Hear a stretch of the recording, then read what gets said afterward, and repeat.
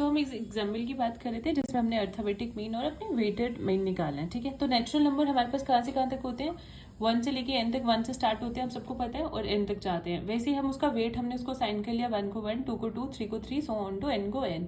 तो weight into मतलब multiply करेंगे, क्योंकि हमें अपने फॉर्मूले में क्या चाहिए, हमें पता है w इंटू एक्स, ठीक है, WI/XI। तो which is 1 into 1 1 square, 2 into 2 2 square, 3 square, n square. तो हम निकालेंगे फर्स्ट एंड नेचुरल नंबर्स का अर्थमेटिक मीन। तो क्या आएगा, देखो आपको पहले फॉर्मूला पता होना चाहिए। अर्थमेटिक प्रोग्रेशन अगर आपने पढ़ी है तो उसमें फर्स्ट एन नेचुरल नंबर्स का सम अगर हमें निकालना हो तो वो होता है n इंटू n प्लस 1/2, ये फॉर्मूला। और अगर square of first n number का मतलब सम निकालना हो तो वो होता है n इंटू n प्लस 1 और 2n प्लस 1/6। लेकिन हमें निकालना है सिंपल मीन, वो आ जाएगा summation of x upon n, simple summation of x upon n। तो समीशन ऑफ x 1 से लेके n तक जा रहा है, which is equal to n plus 1/2, ठीक है।